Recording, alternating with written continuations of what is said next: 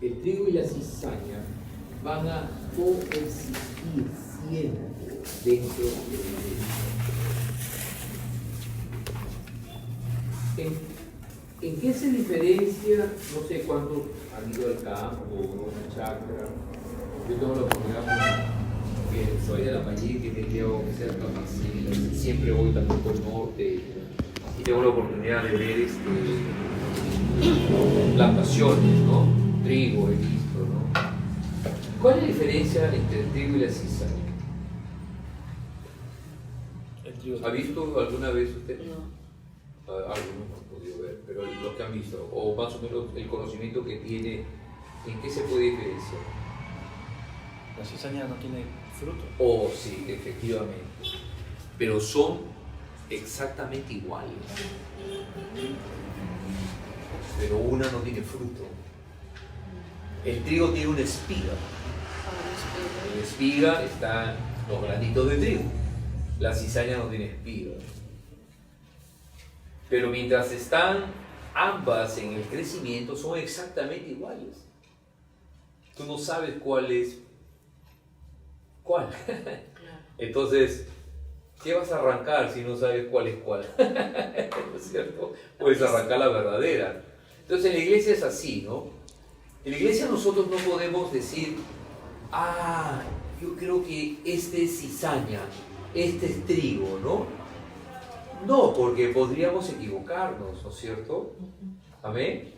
Entonces, tenemos que aprender a discernir cuál es la característica bíblica que nos muestra quién es un creyente verdadero y quién aún no lo es dentro de la iglesia. Amén. En eso estamos. 2. Existen varios criterios bíblicos para diferenciar al creyente verdadero del falso. Pero la cuestión de la obediencia fue lo que Jesús usó más. Por ejemplo, Mateo 7:21, Jesús dijo con respecto, o mejor dicho, Jesús en esta expresión está resaltando la obediencia para determinar quién es falso y quién es verdadero. Dice, no todo el que me dice, Señor, Señor, entrará en el reino de los cielos, sino el que hace la voluntad de mi Padre que está en los cielos. ¿Ves?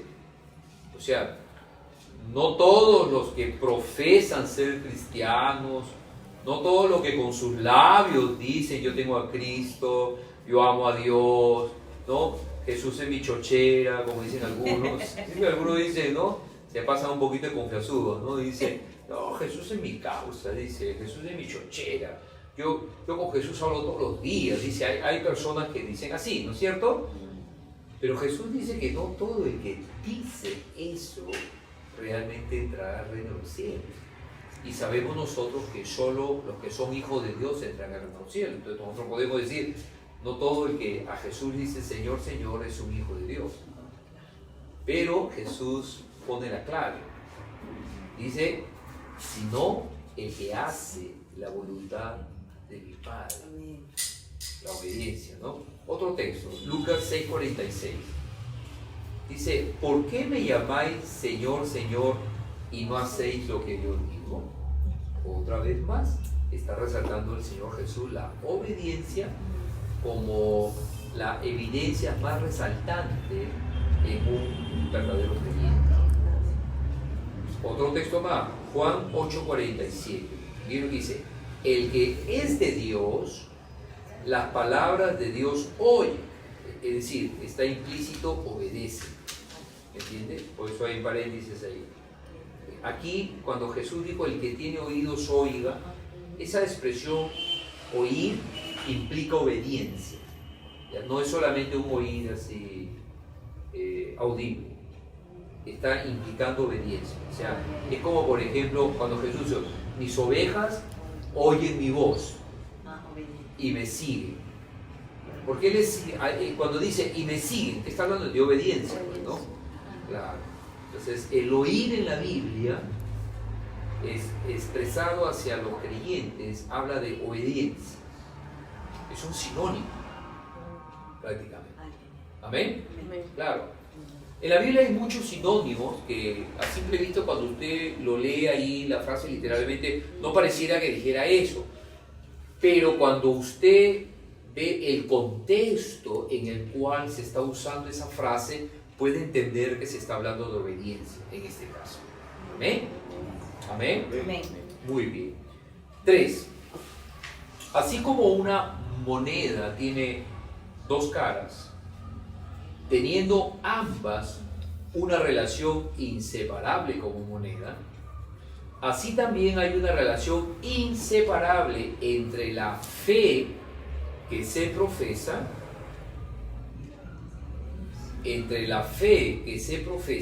y la obediencia que la demuestra.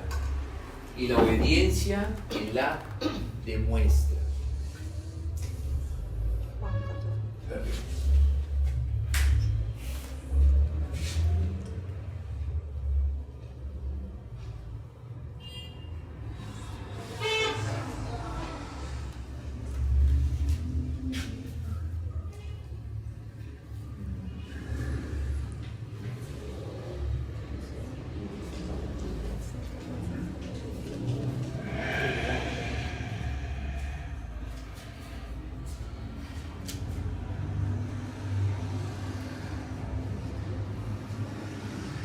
Muy bien. ¿Qué significa profesar? Decir, hablar. Claro, hablar, confesar algo, ¿no es cierto? ¿Amén? Profesar, ¿no es cierto? Entonces, por eso es que se usa a veces el término para decir de qué religión dices, ¿qué religión profesas? ¿No es cierto? O sea, ¿qué religión confiesas? ¿Cuál es tu confesión de fe? Ah, yo soy cristiano. Ah, yo soy musulmán. Ah, yo soy X, ¿no? Entonces, ¿pero de qué está hablando ahí? De lo que tú declaras que eres. ¿Amén? Ya. Pero la fe verdadera no queda en una simple declaración, sino que también tiene una demostración visible. ¿Amén? Claro. Entonces, yo declaro con mis labios, pero para que esa fe se haga evidente que es genuina, tiene que tener una evidencia visible. Pues. ¿Cuál es esa? La obediencia. Claro. Es como el niño en casa, ¿no? La mamá le dice, bota la basura, bota la basura. Ya voy, mamá, ya te he dicho que voy a ir, mamá. Ya pasa 10 minutos. Oye, te he dicho que bote la basura. Mamá, ya te he dicho que voy a ir. Cuando me desocupe, boto la basura. Ya, está profesando que lo va a hacer con sus labios, ¿no es cierto? De pronto pasa la noche, se queda dormido, pasó el camino de la basura. Al día siguiente la mamá encuentra la basura que apesta en la cocina. Ay, te dije que bote la basura. Siempre me desobedeces. ¿No es cierto? Entonces, profesa nomás, profesa. Pero no demuestra, ¿no? Pero si puede decir, ya mamá, voy a botarla, y después la bota, está demostrando lo que está diciendo. ¿Amén? No hay necesidad de ser teólogos para entender esto, es muy sencillo. Bueno, lo mismo es con el tema de nuestro testimonio de fe. Claro, es la única manera de que la fe se evidencie como verdadera es a través de la obediencia a Dios. No hay otra forma más contundente. No es el hacer milagros, no es el hacer cosas. Jesús dijo, Señor, ¿en tu nombre lo hicimos? ¿Ves? Señor, ¿en tu nombre lo hicimos? No. Claro. ¿Por qué? Porque la Biblia dice que el diablo también se disfraza como ángel de luz. ¿No es cierto? Pero el diablo jamás podrá obedecer a Dios. No puede. ¿No es cierto? ¿Amén? Entonces es importante que usted tenga bien claro esos conceptos.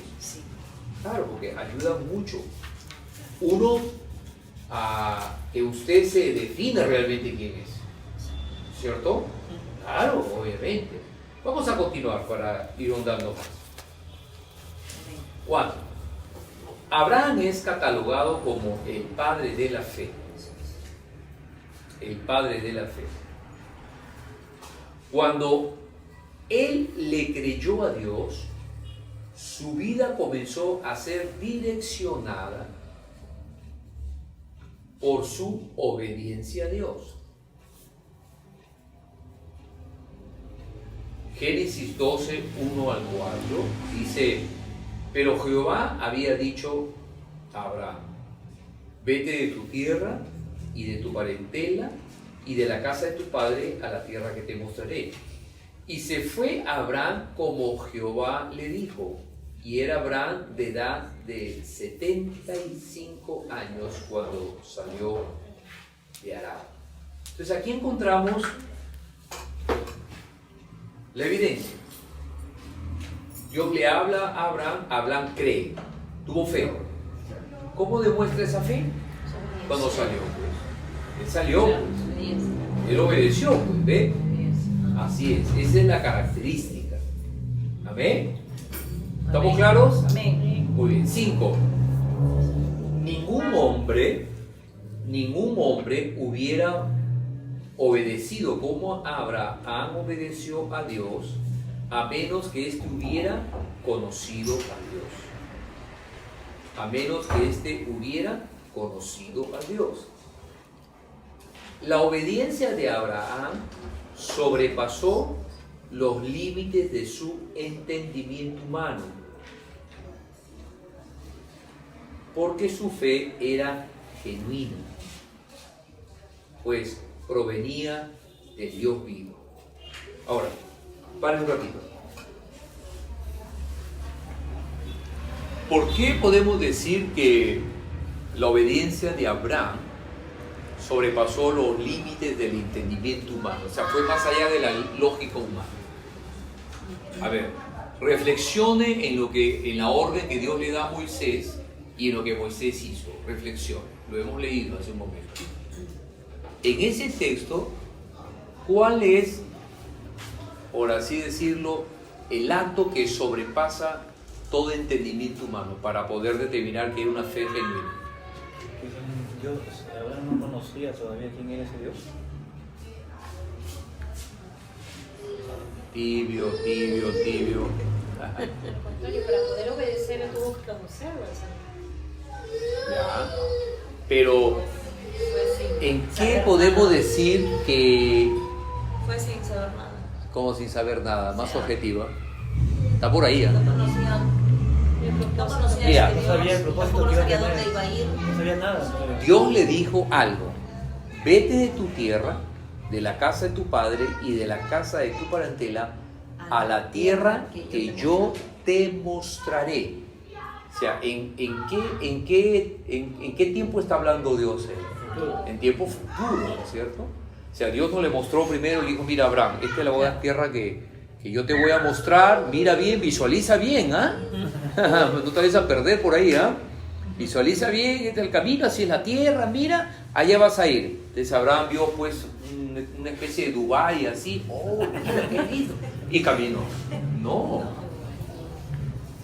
Abraham salió sostenido en la palabra de Dios, ¿no es cierto? Claro, a la tierra que le da. Entonces, Abraham, Pero todavía no lo conocían. claro que lo conocía. Nadie puede obedecer a Dios si no le conoce. Claro, ahora, su Sabía que era conocimiento. Dios. Ahora, pero si le está hablando Dios, pues, ¿qué podría decir Abraham? No es Dios, si le está hablando, ¿me entiendes? Es como, tú cómo estás seguro que tienes al Dios que tienes en tu corazón, porque Él me habla, pues, hermano. Aparte que también, como hace mi idea es que Abraham en ese tiempo nadie conocía de Jehová, nadie. No se le había hablado a nadie de Jehová, creo, aún. Creo que el Señor se muestra, ¿verdad? Bueno, no es que nadie conocía a Jehová. Recuerden que Adán viene después de Noé, viene después ya gente que conocía al Señor, ¿no? Y en el caso de Claro. Abraham, Pero lo que pasa es como nosotros, pues, ¿no es cierto? De la casa del Señor escogió a uno. Claro, es como nosotros, ¿no es cierto? Nosotros, cuando venimos al Señor Jesucristo, Algunos ni siquiera saben quién es Jesús, nada, por ahí, escuché un rumor, ¿sí o no? Claro. Pero son tocados y wow. Ah, ya. Claro, Ya. igualito, pues. O sea, Abraham era un inconverso, pues. Claro, él tenía dioses falsos también por su familia. Claro, no, nadie en su familia conocía, era cristiana. Claro. Pero Dios lo tocó ahí, pues, de una manera sobrenatural, ¿no? Bueno, para avanzar un poquito. Entonces, Ah, ya.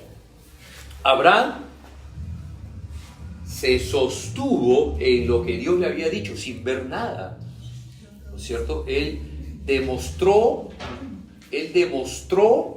su fe como una acción, porque salió, pues, Claro. salió sin saber a dónde ir. Es más, Hebreo, usted lo puede ya leer en casa, Hebreo lo especifica, porque Abraham, siendo ya viejo, ¿no?, sin saber dónde iba, salió por fe.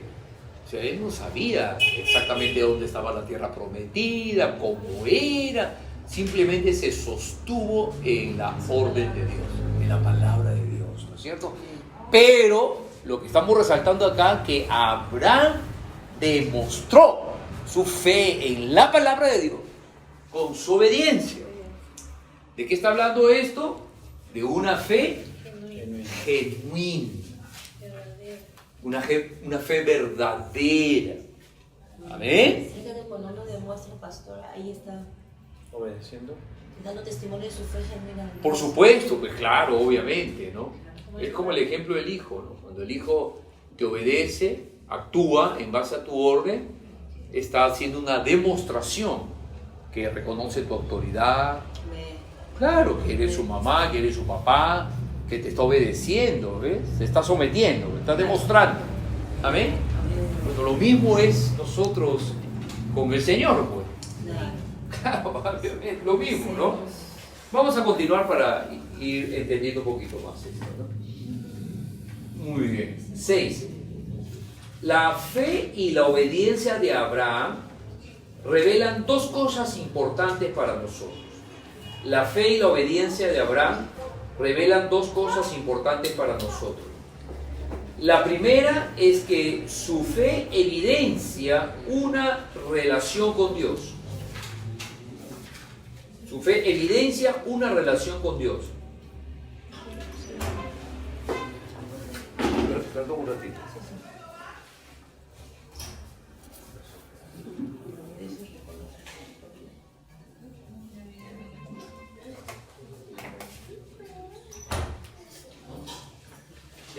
Amén, perdón, disculpe. Ya, entonces, lo primero es que evidencia una relación con Dios. En el momento que Abraham obedece, es una evidencia que ya hay una relación, ya. ¿Me entiendes? Claro, obviamente. Y lo segundo es que su obediencia evidencia su rechazo por el mundo. Su rechazo por el mundo. Hebreos 11, 8, 9 lo dice, por la fe Abraham, siendo llamado, obedeció para salir al lugar que había de recibir como herencia. Y salió sin saber a dónde iba, ¿ve? Por la fe habitó como extranjero en la tierra prometida como en tierra ajena, morando en tiendas con Isaac y Jacob, o heredero de la misma promesa. Bien, entonces hasta aquí podemos ver algo importante. ¿Cuál es el factor que evidencia que alguien es un creyente verdadero o un creyente falso? La obediencia. La obediencia a Dios. Amén. Es una evidencia bíblica. Amén. Es una evidencia bíblica, ¿ok? Muy bien, es importante. Vamos a seguir desarrollando el tema. B. Entonces,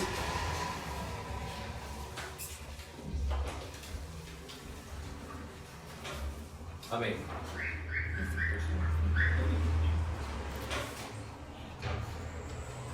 Gloria a Dios. ¿Cómo se llama? Sonia. Hermana Sonia, le obsequiamos un manual. Le obsequiamos un manual. Bendiciones, qué lindo. Entonces ya está oficialmente integrada al curso. Sí, la veo que está ahí apuntando, ¿no? Pero no, ya tiene su manual.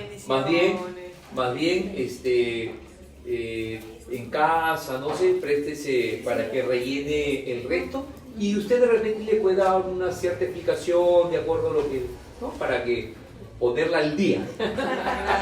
Amén. Amén. Y la próxima clase le esperamos para que... Claro, amén. Ese es el propósito. Amén. Gloria a Dios. Sea bendecido. Muy bien, entonces estamos en el punto B. Ya, entonces decimos que la obediencia es la demostración de una fe genuina. ¿Amén? ¿Está claro? Amén. Muy bien. Ahora, como segundo punto, vamos a ver los efectos de una fe genuina. A ver, ¿qué efectos tiene? ¿Amén? ¿Qué efectos tiene una fe genuina? La fe en Cristo dada por Dios produce inevitablemente dos efectos. Produce inevitablemente dos efectos. ¿Cuántos efectos produce? Dos efectos. Uno es obediencia a Dios y el otro es rechazo al mundo. Rechazo al mundo. O sea, en otras palabras, una persona que dice ser creyente, que no obedece a Dios y al mismo tiempo no tiene un rechazo por el mundo, no es un verdadero creyente. ¿Amén? Claro, no es un verdadero creyente. Porque estamos viendo a la luz de las Escrituras el testimonio de una fe genuina, basado en la fe de Abraham. Pero vamos a seguir desarrollando para que se le amplíe un poquito más el concepto, ¿ya? El panorama. Todavía no terminamos la clase. Estamos comenzando, ¿eh? Así. Entonces, cuando uno comienza algo todavía ve como sombras, pues, ¿no? Un poco así medio borroso, ¿no? Pero a la medida que va avanzando, va viendo con más claridad, ¿no? Ya. Cuando terminemos la clase, usted ve con mayor claridad todo eso. Así es. Muy bien. Entonces, la obediencia a Dios. Vamos a hablar sobre este aspecto, sobre la obediencia a Dios. Gracias, Martín. Gracias, muy amable. La obediencia a Dios. Obedecer a Dios es obedecer su palabra. Es obedecer su palabra. Aun cuando Dios sabe que nuestra obediencia será imperfecta, el mandato a obedecer su palabra siempre es completo, incondicional y constante. Completo, incondicional y constante. Ahí hay una palabra que yo quiero que ustedes la alberguen en su corazón. Ahí en ese texto dice, aun cuando nuestra obediencia es imperfecta. Nuestra obediencia a Dios no es perfecta. A ver, yo le hago la pregunta. ¿Alguien de ustedes hoy día pecó de pensamiento? ¿Ah? Amén. Ayer, el doble. Antes de ayer, el triple. Todos los días, ¿no es cierto? ¿Qué evidencia eso? Que nuestra obediencia a Dios no es perfecta, ni tampoco Dios espera que sea perfecta. Gloria a Dios. Exacto. Claro que sí. Entonces, les voy a dejar con ese pensamiento para ir desarrollándolo. Ay, ya, gracias, Señor. Claro, ¿eh? ¿Ya? Muy bien. Vamos a hablar sobre obediencia completa. Obediencia completa, ¿ya? Hemos dicho que aun cuando nuestra obediencia es imperfecta, ¿no? El mandato de obedecer su palabra siempre es completo, incondicional y constante. Vamos a ver qué significa esto, ¿ya? Vamos a ver entonces el mandato de obediencia completa, ¿no? Completa, obediencia completa. Dios manda obedecer toda la Escritura. La iglesia moderna da mayor énfasis a las promesas y poco énfasis a las demandas. Da mayor énfasis a las promesas y poco énfasis a las demandas. Esto es propio de niños espirituales.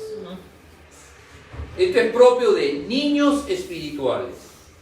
Apreciar solo sus promesas sin considerar sus demandas es vivir en la mentira. Es vivir en la mentira. Dice 2 Timoteo 3:16, dice, toda la Escritura es inspirada por Dios y útil para enseñar, para redarguir, para corregir, para instruir en justicia, a fin de que el hombre de Dios sea perfecto, enteramente preparado para toda buena obra. Entonces, cuando dice toda la Escritura, estamos hablando que tanto sus promesas como sus demandas son útiles para nosotros, para enseñarnos, para redarguir. Entonces, hay una tendencia dentro de la iglesia moderna en sobredimensionar las promesas de Dios, ¿no? Entonces, usted mira el Facebook, por ejemplo. El Facebook, como dice un dicho, el papel aguanta todo, el Facebook aguanta todo. Usted puede ver que la mayoría de Facebook de creyentes, o por lo menos los que se dicen ser creyentes, están llenos de promesas de Dios, ¿sí o no? No está mal. No está mal, obviamente. Pero se cae un error cuando se sobredimensionan las promesas y se eclipsan las demandas. ¿Me están entendiendo? ¿Por qué? Porque Dios es un Dios que no solamente nos ha hecho promesas. Dios también nos hace exigencias, también nos hace demandas. Ir y predicar el Evangelio es una demanda. Mas buscar el reino de Dios y su justicia es una demanda. Bueno, claro. Amad a vuestras esposas, una demanda. Sujetaos a vuestros maridos, una demanda. ¿O no? Son demandas, son mandatos, ¿no es cierto? Claro. Pero nosotros nos acomoda mejor las promesas, ¿no? Ay, qué lindo el Señor, no me dejará ni me desamparará. Aunque un ande en valle de sombra de muerte, tu vara y tu cara me infundirán aliento. Está bien todo eso, es lindo recitarlo. Pero caemos en el error cuando maximizamos las promesas y eclipsamos las demandas. Entonces, lo sabio es que ambas cosas puedan ser enfatizadas. Ambas cosas. De la misma manera. Porque ambas cosas son palabra de Dios. Es palabra inspirada por Dios y ambas cosas son útiles.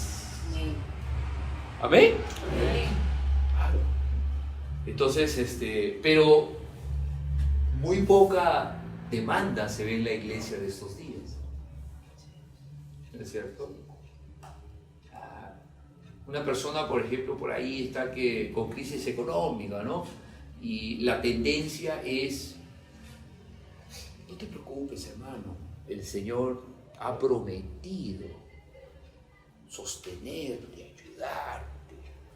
Pero ¿dónde sabemos que esa persona está atravesando una situación en la producto de una disciplina de Dios por una desobediencia? También es posible, ¿o no es así? Claro, porque Dios al que ama disciplina y exhorta todo aquel que quiere morir. Entonces, más allá de decirle una promesa, decirle, hermana, mira, no dudo de tu santidad, pero sería bueno que revises tu corazón también. ¿No es cierto? Amén. Claro, ahora estoy poniendo un ejemplo como una ilustración. No estoy diciendo que todos los creyentes que pasan necesidad económica es que estén mal delante de Dios. No estoy diciendo eso. ¿Ya? Por favor, no me malentiendan. Simplemente usé ese ejemplo para ilustrar algo, ¿no es cierto? Amén. Por ejemplo, los hombres casados que se quejan de sus mujeres, de repente, no están ahí, sigue mi mujer, por acá. Y más allá de decirle a la mujer que se sujete al marido, más bien decirle al marido que revise su corazón, porque la Biblia también dice que si los maridos no tratamos sabiamente a nuestras esposas, nuestras oraciones tienen estorbo, ¿ves? ¿Se da cuenta? Entonces, claro, pues, entonces, uno tiene, o sea, hay que ser justos con Dios, ¿no? Está escrito, ¿no es cierto? Yo les he dicho, la vida cristiana es como caminar en una cuerda floja, ¿o no? Dijimos la pasada, ¿no es cierto? ¿Qué necesitamos para equilibrarnos en una cuerda floja? Una vara, ¿no es cierto? Una vara, ¿no? Muy bien, la vara es la que da el equilibrio. Muy bien, la palabra de Dios es nuestra vara, pues, es nuestra plomada, pues, ¿no es cierto? Y cada uno debe de escudriñar su corazón. Cada uno debe de escudriñar su corazón honestamente delante de Dios. No es que me parece, quién sabe, tal vez, como el Chavo del 8, ¿no? ¿Quién sabe? No, tenemos que aprender a ser honestos. Ya. ¿Amén? Ahora, si usted reconoce delante de los ojos de Dios que esto está bien delante de Dios, pero aún así está pasando por situaciones difíciles, es una prueba de Dios, pues. Es una prueba de Dios. Amén, amén, Señor, tú estás probando mi corazón para fortalecer mi fe. Amén, también Dios. Eso sucede. Por eso digo, no todo creyente que pasa una situación económica difícil, una cuestión de enfermedad, es que está mal delante de Dios. No. Eso enseña lo de la teología de la prosperidad, pues. ¿No es cierto? Ya tú estás mal. ¿Por qué estás mal? Tú no puedes estar mal. Entonces no tienes fe. Estás mal delante de... No necesariamente. Amén. Pero hay casos que sí. Hay casos que sí. Amén. Gloria a Dios. Amén. Mayormente. Hay de todo un poco, ¿no? Muy bien, entonces, eso es lo que Dios nos está diciendo con obediencia completa. Completa. Todo. Pues, ¿no? O sea, toda la escritura. Una obediencia imparcial, pues, ¿no es cierto? No parcializada. Claro. Porque humanamente, pues, tenemos la tendencia a acomodar. Sí. Hay que reconocerlo, ¿no es cierto? Me pasa a mí, te pasa a usted. ¿Ven? Pero estamos aprendiendo. Muy bien. Entonces, ¿se entendió bien lo que significa que Dios nos demanda obediencia completa? ¿Se entiende bien? Amén. Gloria a Dios. Qué bueno. Vamos al otro punto. Obediencia incondicional. Sin duda, obedecer a Dios producirá ciertas pérdidas. ¿Cuántos dicen amén?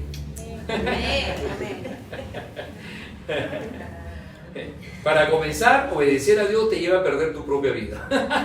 ya de día es una pérdida. ¿Sí o no? Claro, porque obedecer a Dios te lleva a renunciar a tus propios ideales, tus propios sueños, ¿sí o no? Para hacer la voluntad de Dios. Entonces, es una pérdida. Es una buena pérdida. Una buena pérdida, ¿no? Es una pérdida con esperanza. Amén. Jesús dijo, ¿no? Todo aquel que pierda su vida por causa de mí, la hallará. Pero habla de pérdida, pues, ¿ves? Si el grano de trigo que cae a tierra primero no muere, no lleva fruto, dice la palabra, ¿no? Amén, estamos ahí. Qué bueno. Entonces, sin duda obedecer a Dios producirá ciertas pérdidas. Pero aún la pérdida siempre será algo insignificante en comparación al beneficio que produce obedecer. Gloria a Dios. Pero aún la pérdida será insignificante en comparación al beneficio que produce obedecer. Entonces, obediencia incondicional. Aunque obedecer te lleve a experimentar pérdida en el momento presente. Eso significa obedecer incondicionalmente. Hay gente que dice, no, pero a mí me dijeron que yo debe ofrenda, que yo parte, pero no pasa nada. Hay gente así, ¿no? Como Mesach, Adrak y Abednego. Claro, ¿no? Entonces, hay personas que dicen, ay, ¿de qué sirve toda la vida estar orando a Dios? ¿De qué sirve toda la vida? Ay, mira cómo están mis hijos, mira cómo están mis... No entiende, no ha entendido lo que significa morir por Cristo. No ha entendido, ¿no? Es muy posible que tal vez no haya nacido de nuevo todavía. Es muy posible, ¿no? No estoy calificando que definitivamente todas las personas que piensan no han nacido de nuevo. No, pero es una posibilidad también. ¿Amén? Porque no está mostrando una verdadera fe, pues, ¿no? Claro, ¿no? Una cosa así, ¿no? Entonces, está siguiendo a Dios por conveniencia. O sea, está siguiendo a Dios porque a ver si le da alguito, a ver si se gana alguito, ¿no? Pero como ve que no está ganando alguito, entonces ya no, ¿de qué va? ¿No? Entonces, pero Dios nos demanda obediencia incondicional. Sí, claro, sí, Aunque, bien, por obedecer a Dios. ¿Qué dijo Habacuc? Aunque, amén, lo saben muy bien, ¿no? Capítulo 3, últimos versículos. Aunque, ¿ven? ¿Qué más? La majada no diera sus retoños, su ganadito, su ovejita, ¿no?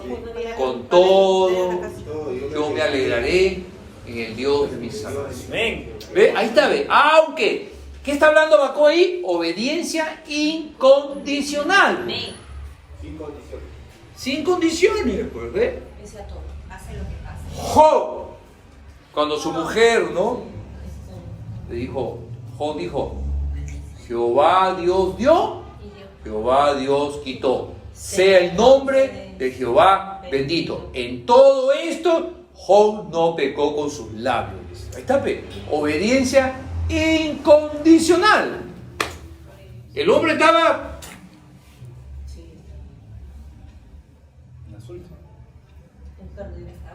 Perdió todo. Había perdido todo. Hasta la salud. Aunque él no se había perdido. ¿No? Pero ahí vemos, mira, ¿ves? Fe genuina, ¿ves? Fe genuina. ¿Amén? Gloria a Dios. Entonces, eso es lo que significa obediencia incondicional. Amén. Ay, pastor, que queda muy lejos. Ay, pastor. No, es incondicional. Incondicional. Amén. Obediencia constante. Obedecer a Dios siempre demandará sacrificio. ¿Cuántos dicen amén? Amén.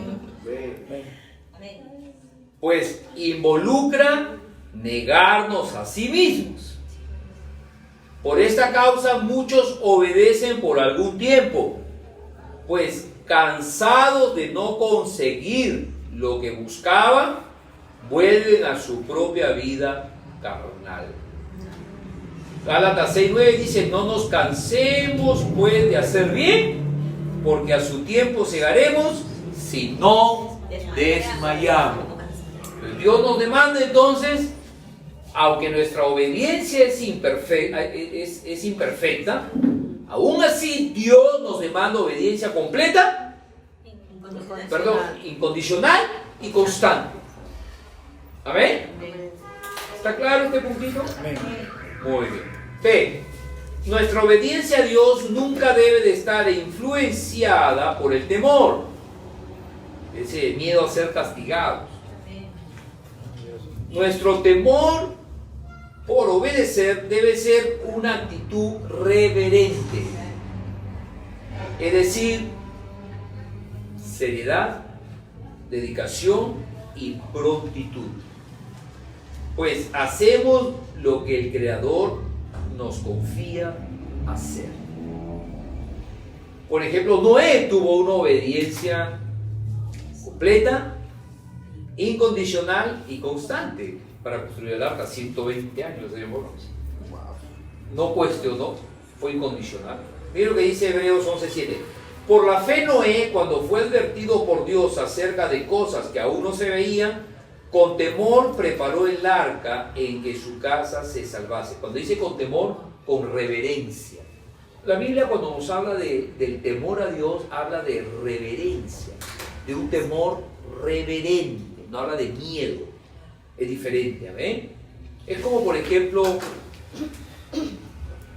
no sé cuántos de ustedes se criaron con un papá que era recto, un papá que era firme, un papá que, y bien usted escuchaba la voz cuando llegaba a la casa, es como que se ponía al día en las cosas, ¿no? ¿No es cierto? ¿No? Ya. Pero no era porque usted le tenía miedo a su papá, sino que su postura le tenía respeto, ¿no es cierto? Una reverencia, pero el papá. ¿No? Yo me acuerdo cuando mis hijos estaban pequeñitos, tenían 4 años, 5 años, y yo llegaba a la casa y yo metía la llave en la puerta de la casa y yo escuchaba de adentro de mi casa como cuando dos cuyes así que o sea que tropezaban así, ¿no? Entonces mi esposa se reía. Mi esposa se reía, ¿ya? Porque mi esposa decía, mira, estos bandidos. Yo de hace rato les he estado diciendo que guarden los juguetes y no me hacían caso. Pero escuchan la llave y...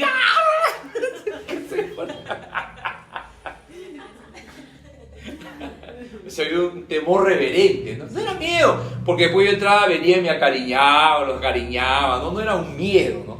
Era un temor reverente, ¿no es cierto? Llevado por el amor de Dios. Obviamente. Cuando un niño, hay ¿cómo usted dice? Temor, no se acerca fácil. Cuando hay miedo, claro. No, claro. No. Se aísla, ¿no? Claro. Pero una cosa es el temor que la Biblia enseña, que es reverencia, un temor reverente, ¿no es cierto? Claro, ¿no es cierto? Es como, por ejemplo, mire, vamos a suponer, usted está en contra del presidente Castillo, ese pata que hace ahí, que lo saque, todo. Ya, pero yo estoy seguro que si el presidente Castillo entrara por esa puerta en este momento, usted de manera automática tuviera una postura de respeto, a pesar de eso, ¿no? Claro, obvio, ¿no es cierto? Claro. ¿Por qué? Porque nosotros no estamos, digamos, enfocados en la persona, sino en la investidura que tiene. Es una autoridad. Es como, por ejemplo, acá manejan carro, yo manejo carro. Nosotros sabemos que la policía está caída, ¿no es cierto? Lamentablemente como institución está caída. Pero cuando yo viajo, si un policía me para en la carretera, yo no digo, no, esa policía, no, yo me paro. Claro, ¿no es cierto? O sea, es mi deber, ¿no es cierto?, de respetar la autoridad como investidura que tiene. Claro, entonces... Lo mismo, y cuanto más hacia Dios, que Dios nunca nos ha hecho daño, que siempre nos bendice, que bueno, mucho más todavía, esa reverencia. Amén. Gloria a Dios. Qué bueno, que se entienda. Muy bien, C. Sin duda, no es honesto obedecer a Dios motivados por recibir algo a cambio. Sin duda, no es honesto obedecer a Dios motivado por recibir algo a cambio. Eso es una obediencia carnal. Pero nuestra obediencia sí debe ampararse en la promesa que Él estará con nosotros, cualquiera sea el resultado por obedecerlo. Pero nuestra obediencia sí debe ampararse en la promesa que Él estará con nosotros cualquiera sea el resultado por obedecer. Por ejemplo, cuando usted escucha de ciertos predicadores, ¿no?, que enseñan y dicen, a ver, hermano, traiga su ofrenda, pacte con Dios, porque Dios ha prometido bendecir. Ese tipo de enseñanza es carnal, porque está motivando a la gente a obedecer a Dios condicionado en recibir algo a cambio. Y nuestra obediencia hacia Dios no debe estar condicionada, lo que se llama incondicional, por recibir algo a cambio, sino debe estar por nuestro amor hacia Dios. O sea, es como que si yo le dijera a mi esposa, mira, mi amor, yo te amo porque me das sexo. Y si mi esposa queda inválida y no puede nunca más darme sexo, ya no la amo. No, o sea, yo amo a mi esposa, me dé o no me dé lo que yo deseo. Es mi esposa, Dios me manda a amarla. Que lo que ella quiera darme o no quiero darme, eso es un asunto de ella con Dios. Si ella no quiere darme algo, lo que Dios le ha puesto en su corazón darme, se las verá con el Señor. Pero no me compete a mí exigírselo. Porque mi relación es por amor.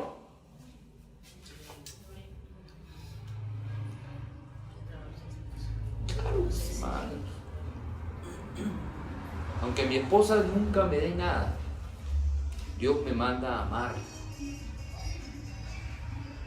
Estoy poniendo un caso extremo, ¿eh? Mi esposa es muy linda. Me da más de lo que yo le pido.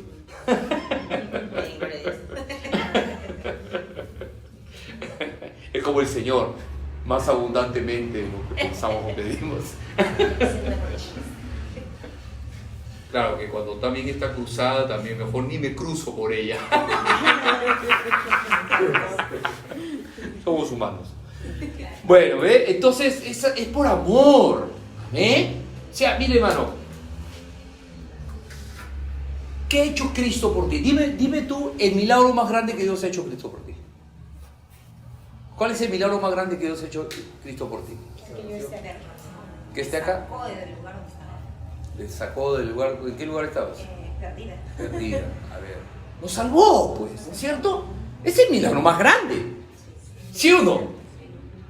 Ahora, ese milagro que Dios hizo por ti de salvarte, ¿fue por amor o fue porque tú hiciste algo? Por amor. ¿Tú hiciste algo? No. Ya, entonces, si Él ya hizo algo que jamás nosotros podíamos alcanzar en nuestras fuerzas, ¿cómo no darle a Él todo lo que Él nos pide, pues, hermano? ¿Lógico? Ya te dio todo, ¿no? Es como que si tú te casas con un hombre, bueno, ya las que están casadas ya fueron, ya, pero... O voy a rectificar el término. Es como que si tú estuvieras casada, ¿no? Es un ejemplo, por cierto, ilustrativo, ¿no? Propio de la docencia de esta noche. Si tú estuvieses casado o te vas a casar con un hombre que te está dando todo lo que tú necesitas, ¿no? Casa, comida asegurada, joyitas, calidad de vida, felicidad, te lo va a dar. Y si ese hombre te pide acostarse en la noche nupcial con él, tú dices, no quiero, no me da la gana. Sería ilógico, ¿sí o no? ¿O no? Sería ilógico si él te pidiera algo, dándote él más todavía de lo que tú imaginabas. Sí, es lógico. Te damos un besito. No, anda, date la boca primero.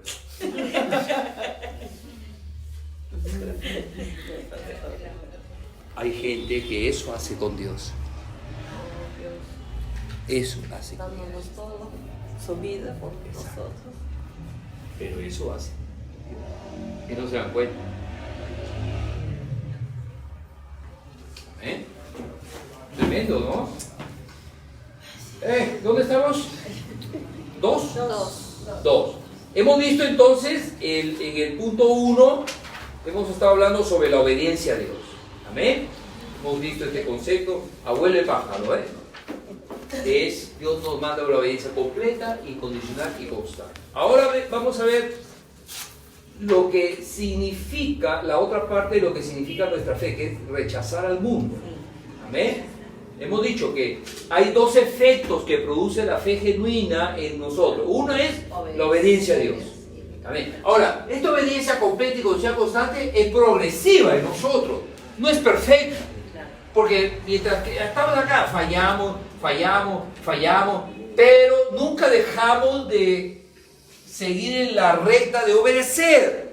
Aunque en el momento, en el transcurso, en el camino, tropezamos, está contemplado en el Señor. Está contemplado en el Señor. Dios no espera que tú seas una mujer o un hombre de obediencia perfecta. Dios estaría loco, porque Él sabe que eres imperfecto. Entonces no te puede exigir algo más allá de lo que tú podrías darle. Amén. Amén. Y Dios, sin embargo, nos asiste en nuestra demanda de obediencia. O sea, no solamente Dios nos demanda obedecerlo, sino Él nos asiste para obedecer. No nos deja solos. Amén. ¿No dice que el Espíritu de Dios nos ayuda en nuestras debilidades? Y Dios no ha dicho, no te dejaré ni te desampararé. Estaré con vosotros todos los días hasta el fin del mundo. ¿Ve? Entonces, Dios se ha comprometido. Y Él no es hombre para que mienta, ni hijo de hombre para que se arrepienta. Entonces nosotros no debemos tener temor cuando fallamos por algún motivo, razón y circunstancia. Dios está contemplado. No estoy hablando deliberadamente que falles. Estoy hablando que producto de nuestra imperfección. Amén. Sucumbas un momento. Si 7 veces cae el justo, 7 veces lo levanta. Muchas son las aflicciones del justo, pero de todas ellas le liberará. Aunque ande en valle de sombra de muerte, yo estaré con él. O sea, hay más para caminar animados que para caminar desanimados. ¿No es cierto? Hay mucho más. Dios. Gloria a Dios. Muy bien. El rechazo al mundo. Cuando Dios dice en 1 de Juan 2, 15 y 6, no améis al mundo ni las cosas que están en el mundo, ¿qué significa no amar al mundo en el lenguaje divino? Sin duda, Dios no habla del mundo en términos de la naturaleza que disfrutamos. Es más bien una descripción de las motivaciones carnales que dan origen y sostienen al sistema de vida humano. Y Dios nos explica, dice, 1 Juan 2:16 dice, porque todo lo que hay en el mundo, los deseos de la carne, los deseos de los ojos y la vanagloria de la vida, no proviene del Padre, sino del mundo. Entonces, cuando Dios nos dice esto, está hablando que son esas cosas, es decir, los deseos de la carne, los deseos de los ojos, es esas cosas que tenemos que rechazar. Amén. Y es esas cosas que inevitablemente la verdadera fe, la genuina fe, nos lleva a rechazar. Amén. Pero vamos a ver, los deseos de la carne. El deseo natural del hombre es que todo concepto de Dios no restrinja su estilo de vida. Es como Martín me contaba hace un momento un testimonio glorioso y me tomo la atribución de algo como ejemplo para ilustrar, ¿no?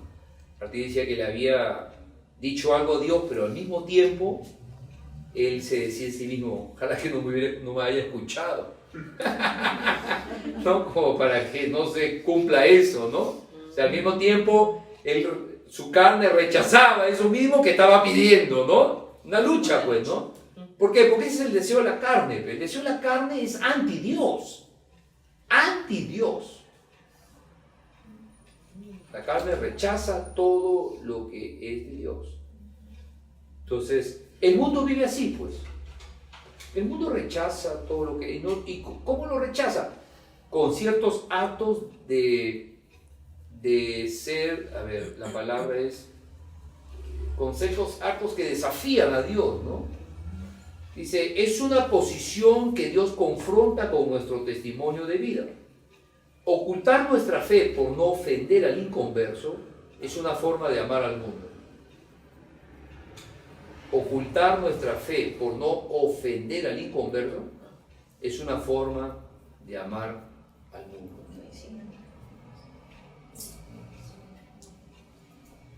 Mire, yo tengo 3 hijos, 2 más jovencitos, una mayor, pero los jovencitos viven conmigo, 20 y 19 años. Mis 2 hijos aún no han nacido de nuevo. Pueden ser mis hijos, desde que nacieron, todo, pero sabemos que la salvación viene de Jehová. O sea, no hay cunas cristianas, pues, ¿no? O sea, los hijos no son cristianos porque sus padres son... El cristianismo no se hereda, ¿no es cierto? Pero mis hijos han sido criados dentro del contexto cristiano. Pero ellos aún no han nacido de nuevo. Por lo tanto, ellos aún no entienden muchas cosas. Entienden a medias, pero no entienden. Entonces, una hermana hace un tiempo atrás de la iglesia, que había estado conversando con mi hijo el mayor.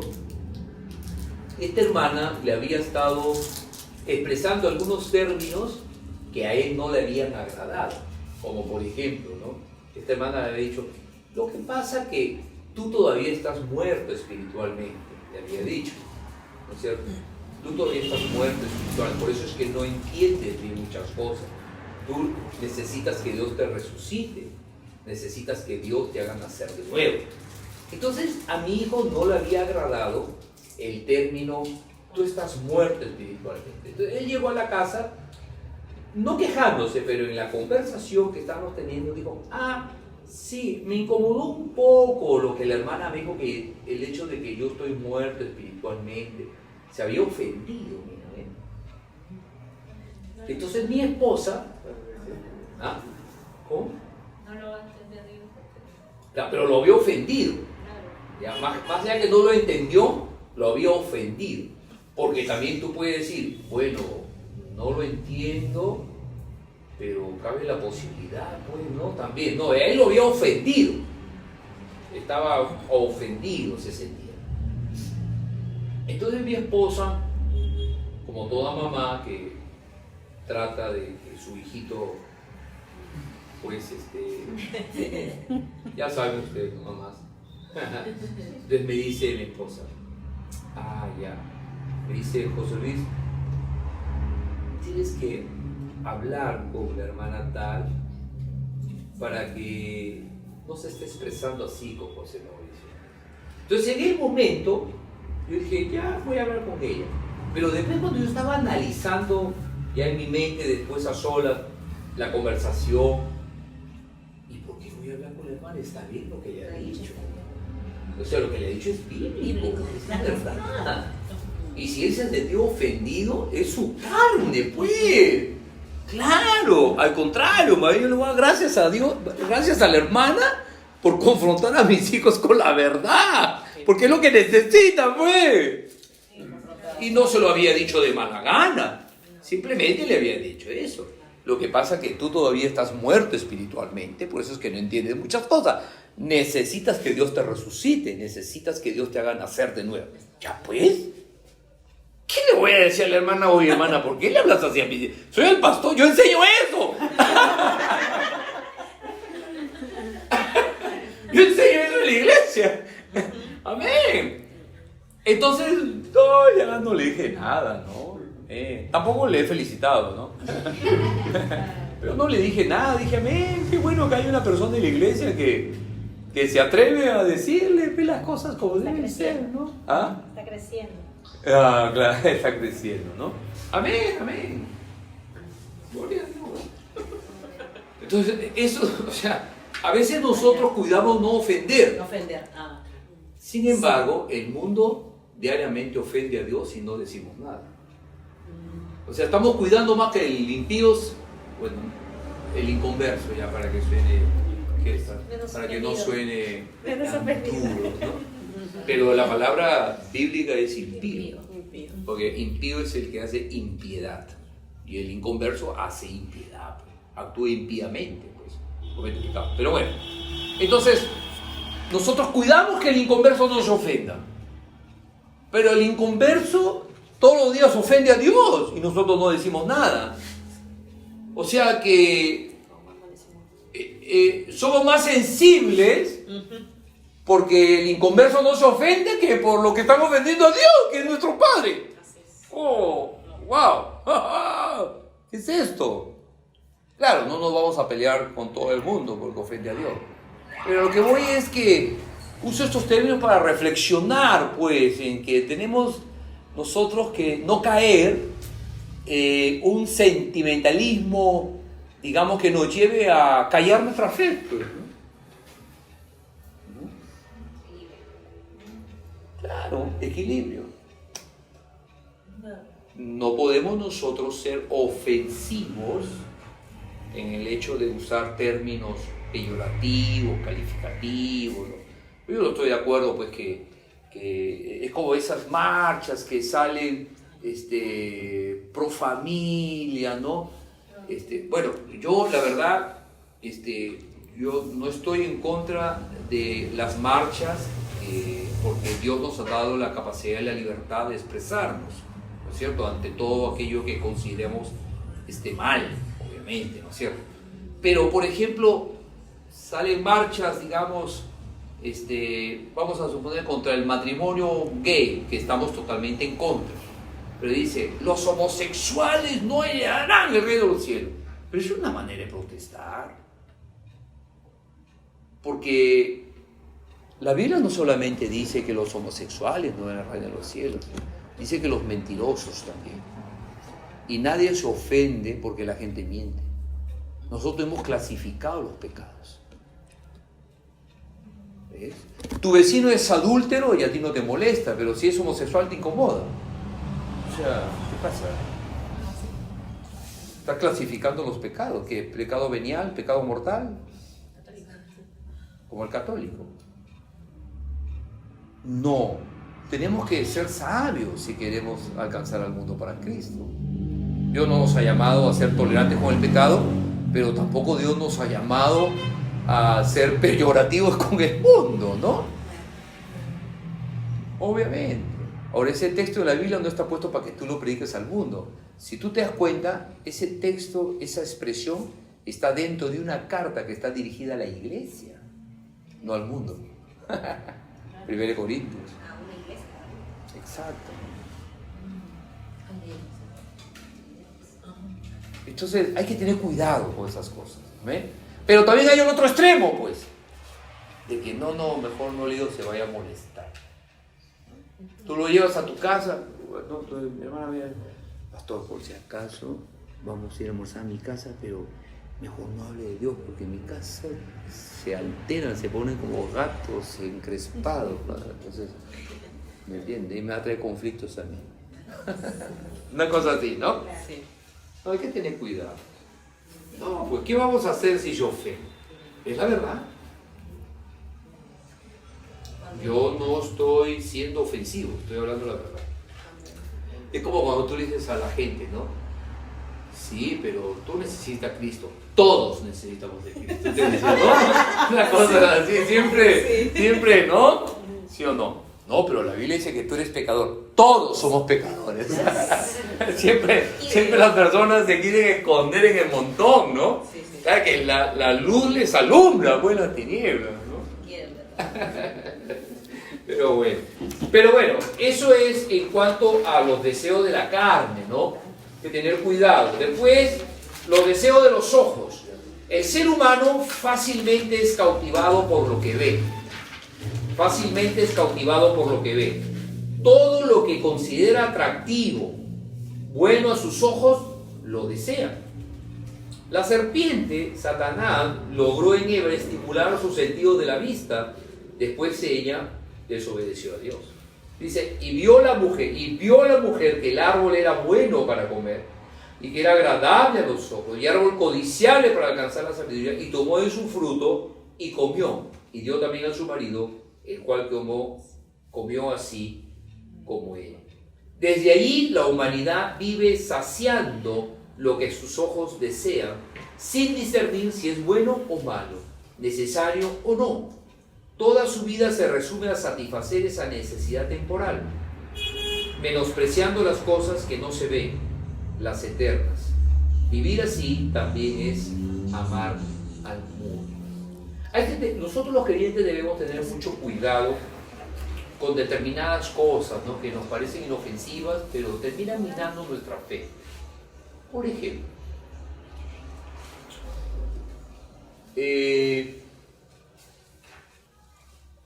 hay personas que de repente, voy a poner un ejemplo nada más, no se sientan aludidas, ni estoy tampoco criticando a las damas, no es mi intención para nada, ¿no? Pero cojo estas puntualidades para ilustrar lo que estamos hablando, ¿no?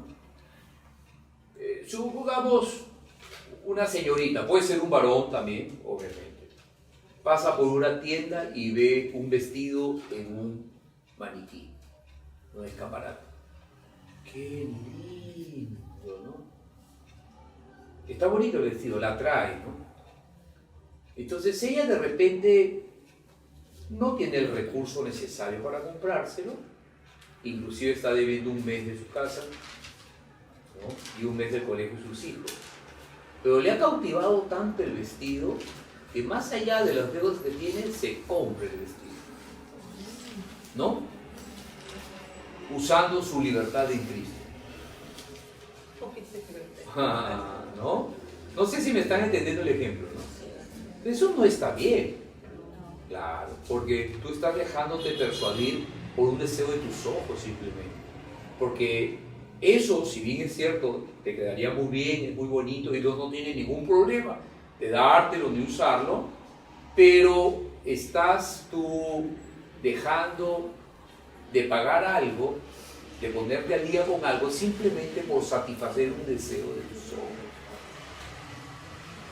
Es como los teléfonos, ¿no? Muy bien, todos tratamos de comprarnos un teléfono que nos sea útil y sirva. Pero bueno, de repente este modelo ya tiene 2 años y ahora ya hay pues otro, wow, ¿no? Te graba tu voz, qué sé yo, ¿no? 4 cámaras. Entonces, 4 cámaras y tus fotos salen, wow, a tu Facebook. Ay, yo quiero ese teléfono. Ay, yo quiero ese teléfono. Voltea la madre por si acaso, quiero el Samsung SZX84, ¿ah? Una cosa así, ¿no? Una cosa así, ¿no? Usted sabe lo que hablo, ¿no? No sé si alguno lo ha pedido que este día de la madre, pero cosas así. Pero tiene un teléfono. Hay que tener cuidado. Dios no está en contra de que nosotros usemos cosas o caras o cosas bonitas. Dios no está en contra. Lo que tenemos que aprender es a revisar nuestras motivaciones. ¿Qué nos motiva a tener eso? Simplemente un deseo satisfacer, nada más. ¿No? Eso. Por eso digo, no estoy predicando en contra de comprarnos buenas cosas, ¿no? Y que pueden ser un poco costosas, si tienes, también. Claro, siempre y cuando estén sus posibilidades. Claro, sobre todo tu motivación, porque puedes tener también la posibilidad, ¿no? Porque Dios no te ha mandado, Dios te ha mandado a administrar bien el dinero, no porque te da mucha posibilidad, es que el Señor también te ha dado carta libre de gastar como quieras. Recuerda, mía es el oro, mía es la plata. Es decir, la plata que tú tienes y el oro que tú no es tuyo. A eso voy. O sea, uno tiene que aprender a caminar con diligencia, pues, enfocado, revisando tu corazón, porque somos pecadores, pues, somos vulnerables, podemos fallar. El que te firme, mire que no caiga. ¿Ve? Claro, entonces eso es así, ¿no? Hay que tener. El mundo vive así, los deseos de los ojos, pues. Claro, el mundo no le importa si sirve, no sirve, si es útil en el momento. Yo lo quiero, lo quiero, lo quiero, lo quiero, lo quiero. ¿No? Y se endeudan, ¿no? Así no, yo veo los chicos, ¿no? Los jóvenes, caramba, de 18 años, tienen teléfono más caro de lo que sus padres tienen. Y ellos no trabajan. ¿No? ¿Sí o no? A la mamá la ves ahí con el piojo, que con la puta la batería se le descarga cada rato a la pobre mujer. Y el hijo anda pues con la última generación, con 5 cámaras. Lo deseo en los ojos. Vanidad de vanidades, ¿no? Odio, no estoy predicando que esté mal comprarse algo agradable, de último modelo, bonito, útil, o simplemente porque quieres complacerte. O sea, Dios no está en contra de eso. Si no en la Biblia, Dios no hubiera hecho gente rica. También dice que Abraham fue riquísimo, Salomón, pues ya el Señor le dio a Salomón riqueza hasta para las orejas, le salían las riquezas a Salomón. No lo dice la Biblia, ¿ves? Dios no hubiera hecho eso. O sea, Dios no tiene inconveniente con eso. Lo que Dios nos exhorta aquí es de que debemos de cuidar las motivaciones de nuestro corazón cuando anhelamos o deseamos algo. Porque puede ser una motivación torcida, ¿no? Que no estás direccionando por Dios y termina haciéndote daño. Por eso, vamos. Amén. Deje de tener cuidado. Pero sea libre, por favor, que esta enseñanza no le encasille, no es esa mi intención. Simplemente estamos siendo exhortados por la palabra a cuidar nuestro corazón. Amén. Amén. Gloria a Dios. Estamos en la vanagloria de la vida. La vanagloria es una motivación natural que nos empuja a obtener o hacer cosas. La vanagloria es una motivación natural que nos empuja a obtener o hacer cosas. A casi todo le damos valor por lo que nos hace sentir. Matrimonio, hijos, trabajo, bienes, salud, etc. Y de acuerdo a ello también nos valoramos. Esto es vivir una gloria vana y también es amar al mundo. Por ejemplo, miren, el padre, por ejemplo, que dice, ve a su hijo recibiendo su título de doctor, ¿no? En una ceremonia de graduación, el doctor Bermúdez, el padre dice a su hijo, hijo, estoy orgulloso de ti. Dios nos manda a estar orgullosos. Al contrario, Dios nos manda a ser humildes, más bien decirle, Señor, gracias.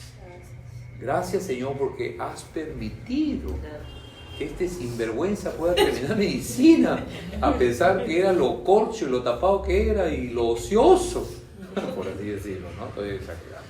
Yo sé que esos son los hijos de otras madres, pero ustedes no.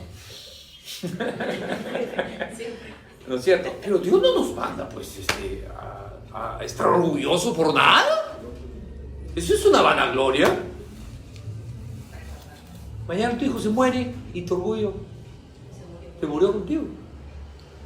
No, ese tipo de... tenemos que cuidar, ¿no es cierto? Expresiones, ¿no? Claro. No parecen muy ofensivas, pero ese tipo de cosas van minando nuestro corazón. Porque lo repetimos tanto que terminamos creyéndolo. Y sacamos pecho. Y de ahí ese hijo médico está que fornica con una mujer. Qué orgulloso. Qué orgullo, ¿no? Ten cuidado. No, debemos nosotros de reconocer al Señor en todo. Es como, por ejemplo, gente, ¿no? Creyente dice, que pastor, mire mi casa. O te invitan a su casa, ¿no? Tú dices, oye, qué bonita tu casa, caramba, qué grande. Que pastor, esta casa me ha costado 30 años de trabajo, pastor, aquí. O sea, que he trabajado duro, he levantado, ahora puedo morir tranquilo. Ya le dejo algo a mis hijos. ¿Qué? ¿Puedes morir tranquilo? ¿Porque le has dejado una casa a tus hijos? Oye, muérete tranquilo cuando digas he cumplido el propósito de Dios, ¿no? O sea, cosas así, ¿no? Son vanaglorias, pues. Son glorias vanas. Pues son cosas temporales. Otra cosa es que tú digas, bueno, sí, pastor, mire, le doy gracias a Dios, que Dios en su misericordia nos proveyó el trabajo en su momento, ¿no? Y podemos permitir levantar cara, abrir. Estás diciendo lo mismo, pero con otra actitud, ¿no? A eso voy, ¿no es cierto? Claro, sí. Pero el mundo es vanaglorioso, ¿sí o no? Es vanaglorioso, ¿no? Sí. Claro. Si a ti te presenta una amiga o un amigo, pues, que trabaja en el Congreso, tiene tanta plata, está hincha del pecho. No, ese es mi pata, ese es mi amigo, esa es mi amiga. Sí. Claro, te enorgullece, ¿no? Es vanagloria. Entonces, la verdadera obediencia a Dios rechaza eso. Amén. Ese es rechazar al mundo. El sistema de vida corrompido del mundo que no le atribuye nada a Dios, ¿no? Amén. Gloria a Dios.